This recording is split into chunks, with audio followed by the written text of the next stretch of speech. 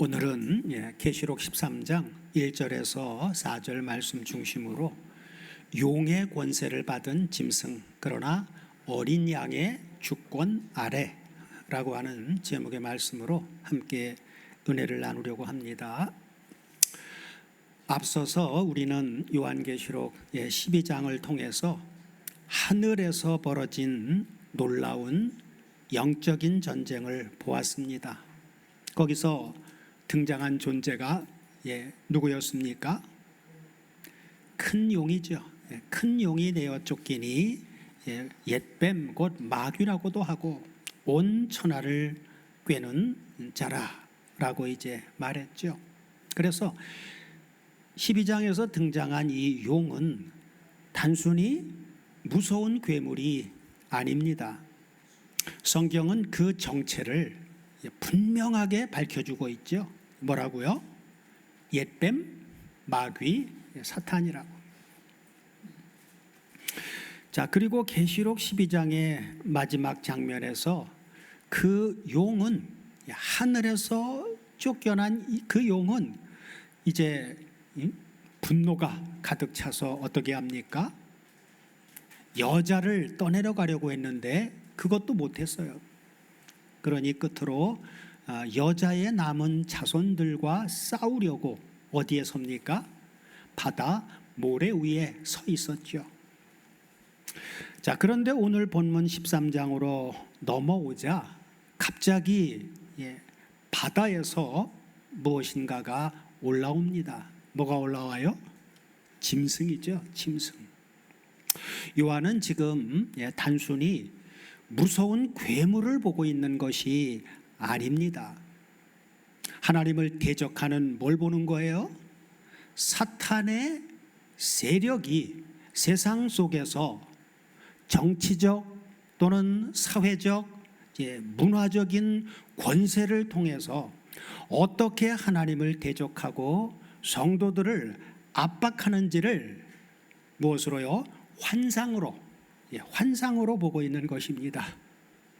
그런데 오늘 본문에서 우리가 가장 먼저 붙잡아야 될 사실이 있습니다.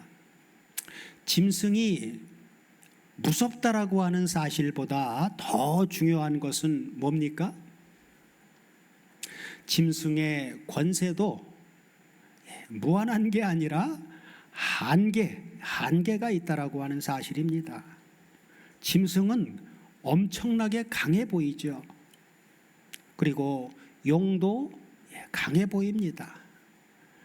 세상조차도 바다에서 나온 그 짐승 앞에서 놀랍니다. 그러나 사랑하는 여러분, 그 모든 용이나 짐승의 그 권세 위에 뭐가 있습니까? 4장 5장에서 보았던 어린 양의 보좌가 있죠. 어린 양의 보좌. 오늘 말씀의 제목처럼 용의 권세를 받은 짐승 그러나 어린 양의 주권 아래 있다라고 하는 것이죠. 이 사실만 우리가 붙잡으면 요한계시록은 우리를 두렵게 만드는 책이 아니라 오히려 우리에게 믿음과 인내를 가져다 주는 책이 됩니다. 본문 1절을 다 같이 보시겠습니다. 내가 보니 바다에서 한 짐승이 나오는데 뿔이 10이요 머리가 7이라 그 뿔에는 10 면류관이 있고 그 머리들에는 첨남된 이름들이 있더라. 문자적으로 보면 상상이 안 되죠. 자, 여기서 우리가 먼저 주목해서 보아야 될 원문이 있습니다.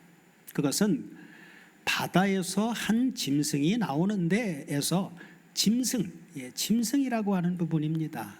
원문을 보면 헬라어로 뭐예요? 데리온입니다. 기본형도 똑같이 데리온입니다. 그리고 그 의미는 짐승이라고 하는 의미도 있고 또 야수 그리고 맹수라고 하는 의미를 가지고 있습니다. 그런데 요한계시록에서 이 단어는 단순히 동물을 가리키는 말이 아닙니다. 그럼 뭘 가리켜요? 하나님을 대적하는 세력의 잔인한 야수성을 상징하는 것입니다. 이게 상징적으로 보여준 거란 말이에요. 하나님께서는 사람을 어떻게 창조하셨어요? 하나님의 형상대로 창조했지요. 그러나 하나님을 떠난 권세는 겉으로는 화려한 제국이나 문명처럼 보이지만 결국은 그 본질은 뭐예요? 그 본질은 인간을 억압하고 그리고 파괴하는 짐승에 불과한 것을 성경은 폭로해 주고 있는 것입니다. 그 세상의 세력, 죄와 사망의 세력이라고 하는 것은 바로 짐승에 불과하다. 자, 여기에는 매우 중요한 성경적인 의미가 있습니다. 세상이 아무리 거대하고 강력하게 보여도 하나님을 대적하는 권세의 본질은 하나님께서 보실 때는 결국 뭐예요? 짐승이라는 것입니다. 짐승. 여기서 우리는 다니엘서 7장의 사건을 떠올려야 합니다. 다니엘서 7장에도 바다에서 4짐승이 올라오는 광경을 기록해 놓고 있습니다. 첫 번째 짐승은 사자 같은 짐승이고, 두 번째는 곰 같은 짐승이고, 세 번째는 표범 같은 짐승이고, 그리고 네 번째는 말로 설명하기 어려운 10뿔 가진 무서운 짐승으로 등장을 합니다. 사도 요한은 바로 다니엘이 보았던 그 환상을 배경으로 지금 요한계시록 13장을 기록하고 있는 것입니다. 성경 전체의 계시가 따로따로 노는 것이 아니라 하나의 흐름으로 연결되어 있는 것입니다.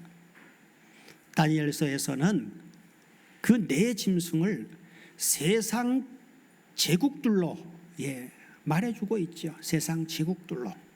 그리고 요한계시록에서는 하나님을 대적하는 모든 세력이 하나의 짐승으로 집약되어서 나타난 것입니다. 이것이 첫 번째 성경 해석의 원리입니다.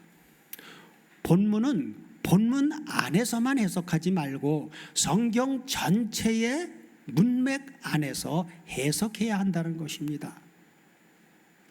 우리는 요한계시록을 읽을 때마다 이것을 기억해야 합니다. 계시록은 갑자기 생겨난 괴상한 암호 같은 것이 아닙니다. 창세기부터 시작된 하나님의 구속사가 계시록에서 완성되는 것입니다.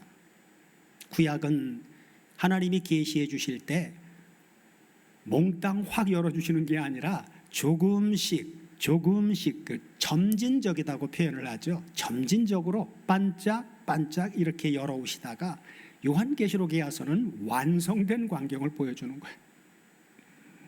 본문은 짐승에게 뭐가 있다래요? 10뿔과 7머리가 있다고 말합니다. 성경에서 뿔은 뭘 상징해 줍니까? 성경에서 뿔은 힘과 권세를 상징해 주고 있습니다. 그러므로 10뿔이라고 하는 것은 이 짐승이 가지고 있는 아주 강력한 세상의 권세를 보여주는 것입니다. 세상의 권세. 이 세상은 아직도 뭐가 잡고 있는 것 같아요? 죄와 사망의 권세가, 사탄의 권세가 세상은 움직이고 있죠. 우리가 앞서 12장에서 봤듯이 원래는 하늘에서 뭐하고 있었어요? 밤낮 쉬지 않고 참소하고 있던 존재가 예수 그리스도의 십자가 사건을 통해서 하늘에서 떨어져 버렸죠. 어디로? 땅과 바다로.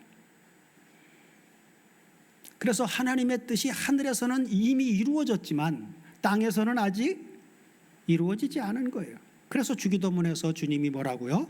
아버지의 뜻이 하늘 안에서 이루어진 것처럼 땅에서도 빨리 좀 이루어지게 해 주십시오라고 기도하는 거거든요. 그럼 주기도문은 계시록이 완성될 때까지 계속하는 기도입니다. 그래서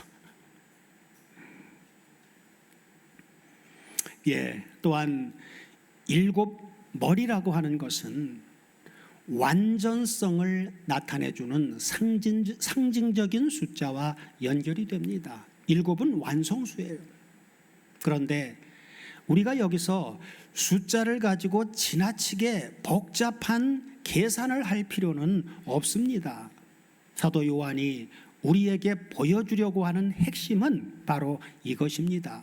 그것은 무엇이냐면 짐승은 세상에서 매우 강력한 권세를 가지고 있다라고 하는 것입니다. 그런데 여러분, 여기서 우리가 두려워하지 말아야 할 이유가 있습니다. 짐승이 아무리 강력한 세상의 권세를 가지고 있을지라도 짐승이 하나님과 동등한 존재는 아니라는 사실이에요. 이것이 우리에게는 중요한 것입니다. 사탄은 하나님과 맞먹는 그런 신적인 존재가 결단코 아닙니다. 사탄에게는 뭐가 없어요?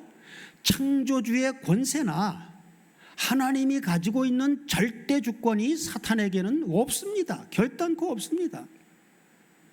사탄은 창조주이신 하나님의 피조물입니다. 피조물. 아무리 사탄의 권세가 강력하고 악의 세력이 강력할지라도 하나님의 통치권 밖에 존재할 수는 없다는 것입니다. 하나님의 통치 속에 있다는 거예요. 이것이 성경이 말씀하는 하나님의 절대 주권, 하나님의 절대 주권입니다. 하나님의 주권은 선한 일에만 미치는 것이 아닙니다. 악의 세력이 움직이는 역사 가운데서도 하나님의 주권은 여전히 살아 있습니다. 하나님께서는 악을 허용하시되 그 악의 한계까지 정하시며 결국 그 악까지도 하나님 자신의 거룩한 섭리와 구속의 목적 안에서 사용하신다는 겁니다. 악은 악한 날에 쓰기 위해서 만드셨다고 그러죠. 욥기서를 생각해 보면 딱 떠오르죠. 사탄이 욥을 시험하고 싶었습니다. 그죠? 그러나 하나님께 허락받지 않고 사탄 마음대로 욥에게 손을 댈 수는 없습니다. 이것이 성경이 보여주는 사탄의 위치입니다. 사탄의 위치. 사탄은 강하지만 그는 하나님은 아닙니다. 사탄은 능력이 있지만 그 능력은 전능한 능력은 아닙니다. 사탄은 속일 수 있지만 하나님의 섭리를 무너뜨릴 수는 없습니다. 오늘 본문도 바로 그것을 보여주고 있는 것입니다. 자, 본문 2절을 보십시오. 자, 2절을 다 같이 보시면 내가 본 짐승은 표범과 비슷하고 그 발은 곰의 발 같고 그 입은 사자의 입 같은데 용이 자기의 능력과 보좌와 권세를 바다에서 나온 그 짐승에게 주었더라 하고 말합니다. 여기서 우리가 반드시 기억해야 할 원문이 있습니다.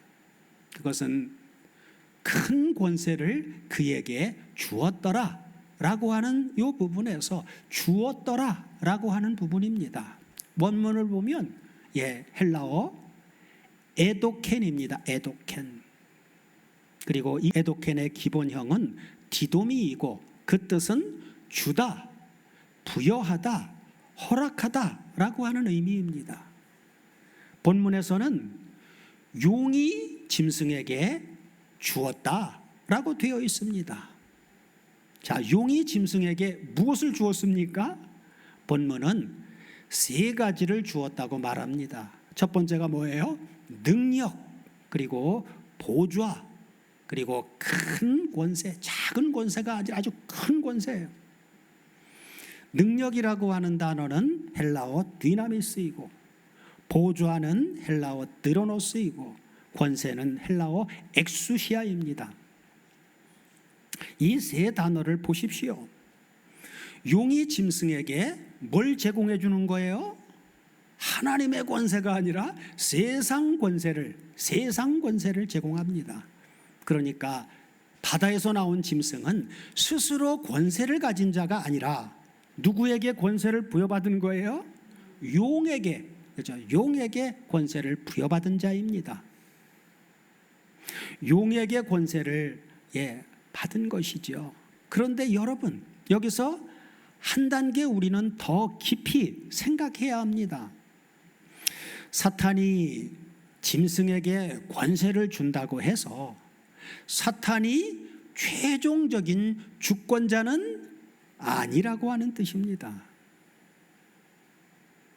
왜냐하면 성경 전체에서 사탄이 가지고 있는 권세조차 어디 아래 있어요?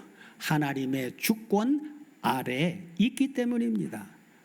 그래서 오늘 본문의 핵심은 단순히 사탄이 권세를 준다라고 하는 것이 아닙니다. 그것보다도 더 중요한 것은 사탄이 권세를 주는 것처럼 보이는 그런 상황 속에서도 하나님의 주권은 결단코 흔들리지 않는다라고 하는 것입니다. 여기서 우리가 반드시 기억해야 할 성경의 원리가 있습니다. 허용하시는 하나님의 주권과 악을 행하는 사탄의 책임은 동일하지 않다는 것입니다. 하나님은 악한 분이 결단코 아닙니다. 그죠? 그러나 악이 역사하도록 내버려 두시는 그런 것조차 하나님의 통치 밖에 있지는 않다라고 하는 것입니다. 이것을 우리는 하나님의 섭리라고 부릅니다. 하나님의 섭리. 사랑하는 여러분, 오늘 우리가 세상을 바라보면서 하나님, 세상이 왜 이렇게 악해졌습니까? 왜 악한 사람들이 저렇게 힘을 얻습니까? 왜 하나님을 믿는 사람들이 오히려 고난을 받습니까? 라고 질문할 수 있습니다. 그런데 요한계시록은 우리에게 먼저 대답합니다. 하나님께서 왕좌를 내려놓으신 것이 아니다. 하나님은 영원부터 영원까지 하나님의 왕좌의 좌정에 계신 분입니다. 자, 짐승이 보좌를 가지고 있는 것처럼 보이는 부분이 있을지라도 진짜 보좌의 주인은 누굽니까? 하나님이십니다. 그죠? 본문 3절에는 매우 놀라운 장면이 등장합니다. 자, 본문 3절을 다 같이 보시면, 자, 바다에서 나온 짐승 그놈의 머리가 하나가 상하여 죽게 된 것 같더니 그 죽게 되었던 상처가 나음에 온 땅이 이상히 여겨 바다에서 나온 짐승을 따르고 하고 말해주고 있죠. 여기에서 아주 중요한 원문의 표현이 있습니다. 그것은 바로 그의 머리 하나가 상하여 죽게 된 것 같더니에서 상하여라고 하는 부분입니다. 상하여. 자, 원문을 보면 헬라어 에스파그메넨입니다. 에스파그메넨. 기본형은 스파조이고 그 의미는 잡아 죽이다, 또 도살하다, 희생제물로 삼다라고 하는 의미입니다. 이 단어는 특별히 희생제물처럼 죽임을 당하는 것을 나타내 줄 수가 있습니다. 여기서 매우 중요한 성경의 대비가 나옵니다. 짐승이 마치 죽임을 당한 것처럼 보여집니다. 그리고 그 상처가 회복됩니다. 그 결과 온 땅이 놀래서 누구를 따라가요? 짐승을 따라갑니다. 왜 이것이 중요합니까? 짐승이 죽임을 당한 어린 양의 모습을 모방하고 흉내내고 있기 때문입니다. 요한계시록에서 누가 죽임을 당하신 분으로 나옵니까? 실제로 우리 대신 죽으셨다가 살아나신, 부활하신 그러한 분은 바로 누구예요? 계시록에서는 그분의 이름을 어린 양이라고 부릅니다. 어린 양, 그죠? 계시록에서 계속해서 예수 그리스도를 어떤 분으로요? 죽임을 당한 어린 양으로 증거해 주고 있습니다.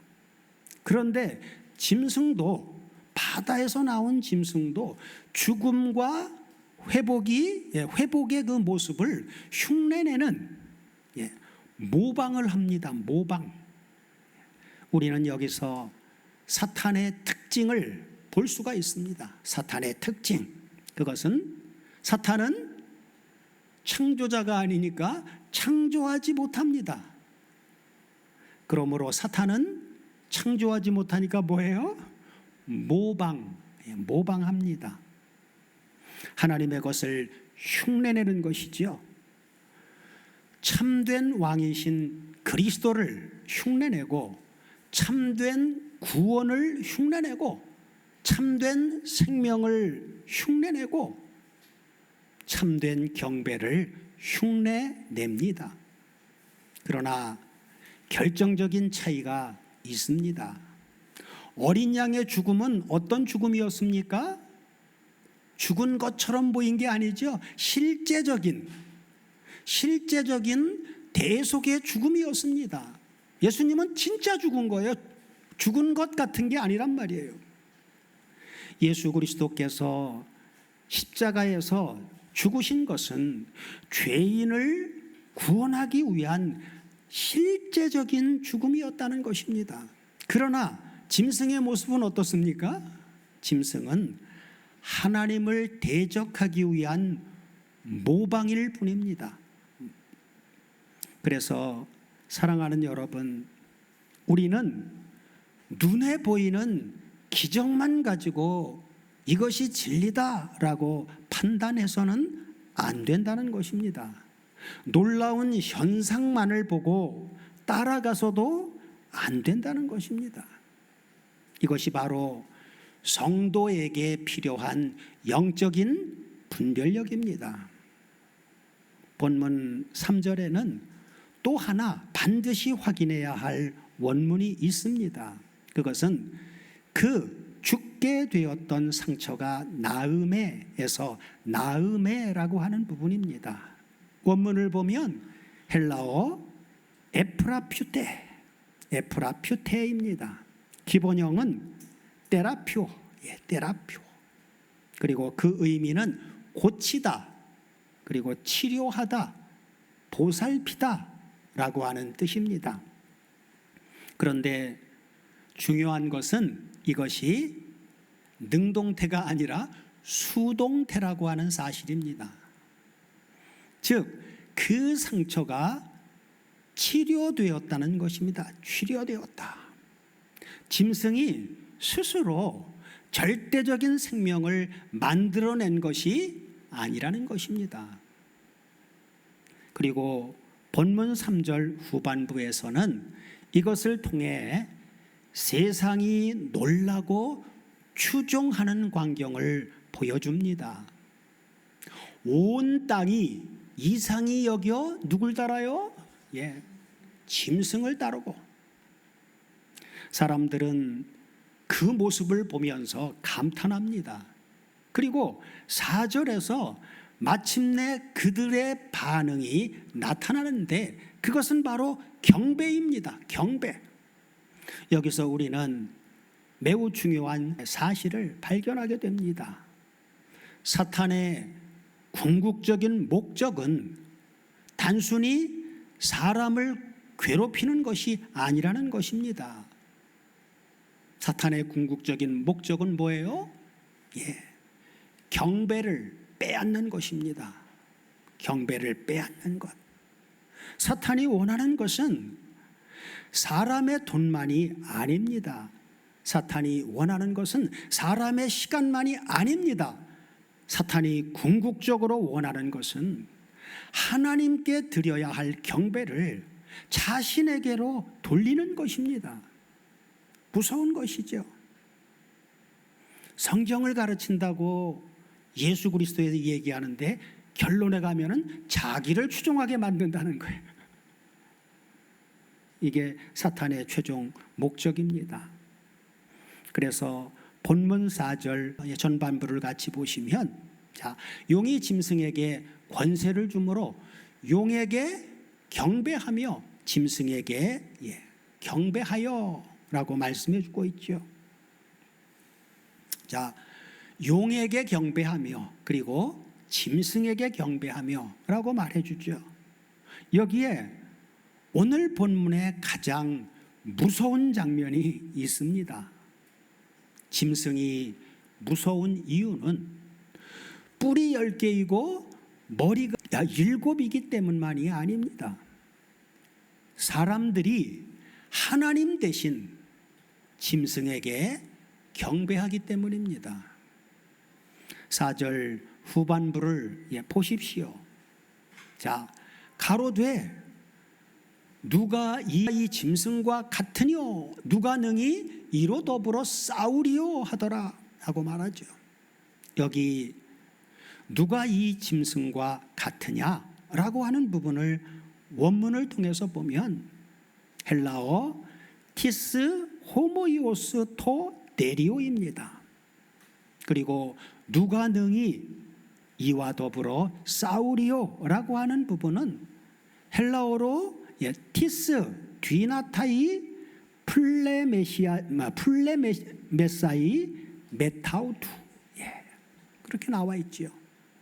사람들은 짐승을 보고 이렇게 외칩니다. 누가 이 짐승과 같으냐, 그죠? 누가 감히 이 짐승과 싸울 수 있겠느냐 하고.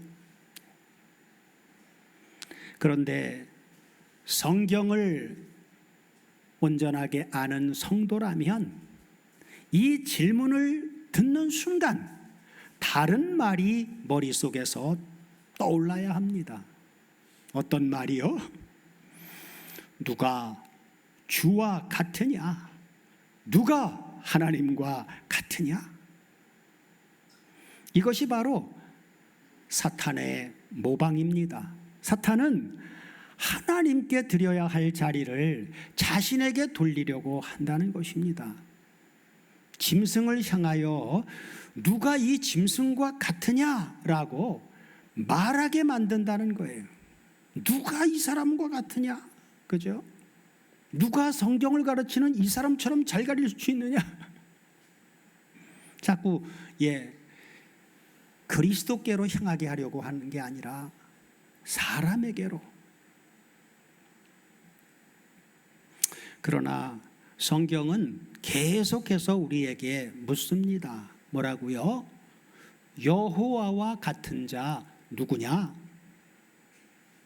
여호와와 같은 자가 상천하지에 단 한 존재라도 있습니까?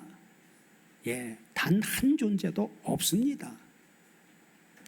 그리고 요한계시록의 마지막까지, 하나님 나라가 완성되는 마지막까지 이 사실은 결단코 변하지 않습니다. 짐승이 아무리 강해 보여도 어린 양과 같지는 않습니다. 짐승이 아무리 권세가 있어 보여도 어린 양의 보좌를 짐승이 빼앗을 수는 없습니다. 짐승이 아무리 사람들의 경배를 받아도 참된 왕이 될 수는 없다는 것입니다. 왜냐하면 참된 왕은 이미 계시기 때문입니다. 그분은 바로 누굽니까? 우리 주 예수 그리스도이십니다. 사랑하는 여러분, 여기에서 요한계시록을 읽는 우리의 시선이 매우 중요합니다. 우리가 요한계시록을 잘못 읽으면 자꾸 뭐만 보이려고 그래요? 짐승만 보게 됩니다. 뿔이 몇 개인가? 머리가 도대체 몇 개인가? 누가 적그리스도인가? 어느 나라가 짐승인가? 어느 시대가 마지막 때인가? 어떤 사람이 그 짐승의 숫자인가? 이런 것에만 관심을 갖다 보면 정작 성경이 보여주는 뭘 놓쳐요? 중심을, 성경이 보여주는 중심을 놓칠 수가 있습니다. 요한계시록의 중심은 짐승이 결단코 아닙니다. 그러면 요한계시록의 중심은 누굽니까? 예, 우리 죄를 위해서 일찍 죽임을 당하신 어린 양이 계시록의 중심입니다. 짐승은 계시록 13장에 등장하지만 어린 양은 계시록 1장부터 계시록 마지막 장까지 계시록 전체를 관통합니다. 짐승은 사람을 두렵게 하지만 어린 양은 뭘 하셔요? 자기 백성을 구원하십니다. 짐승은 사람들에게 자기에게 경배하라고 강요하지만 어린 양은 자기의 피로 자기의 백성을 사셨습니다. 짐승은 세상의 권세를 자랑하지만 어린 양은 십자가에서 이미 그 세상의 권세를 이기고 승리하셨습니다. 짐승은 죽은 것처럼 보였다가 다시 살아난 것처럼 보이지만 어린 양은 실제적으로 죽으셨고 실제적으로 부활하셨으며 지금도 부활하신 주님은 살아서 역사하고 계십니다. 몸으로는 하늘 보좌의 좌정에 계시고 영으로는 성령 하나님과 함께 성부와 함께 저와 여러분을 성전 삼아서 우리 안에 내주하고 계십니다. 그리고 결정적으로 짐승은 결국 어떻게 됩니까? 요한계시록에서 불못으로, 그죠? 심판을 받게 되죠. 그러나 어린 양은 어떻습니까? 어린 양은 영원토록 왕이십니다. 그것이 바로 계시록이 보여주는 거죠. 어린 양이 왕이면 우린 누굽니까? 계시록에서는 우리도 왕으로 얘기를 합니다. 왕 같은 제사장. 그래서 예수님은 계시록에서 왕이라고만 하지 않고 계시록 전체를 통합해 보면 우리가 왕이니까 예수님은 왕 중에 왕이십니다. 왕들의 왕이에요. 자, 왜 성도들은 두려워하지 않아도 됩니까? 사랑하는 여러분, 우리가 살아가는 세상도 때로는 짐승처럼 보일 때가 있습니다. 악한 세력이 너무나도 강해 보일 때가 있습니다. 하나님의 말씀보다 인간의 목소리가 더 크게 보여질 때도 있습니다. 정직하게 믿음으로 살아가는 사람이 손해를 보고 거짓되고 악한 사람이 오히려 잘 되는 것처럼 보일 때도 있습니다. 그때 우리는 어떻습니까? 견고한 믿음을 가지고 있다면 안 흔들릴 텐데 그렇지 않을 땐 흔들립니다. 하나님 정말로 살아계십니까? 하나님 정말 지금도 통치하고 계시는 것입니까? 그런데 오늘 본문은 우리에게 이렇게 말씀하십니다. 보이는 권세가 전부는 아니다. 너희들이 가시적으로 보는 그 권세가 그게 전부는 아니다 그 말이에요. 바다에서 한 짐승이 올라왔습니다. 그런데 바다에서 올라온 짐승 위에 누가 계십니까? 예, 그렇죠. 하나님이 계십니다.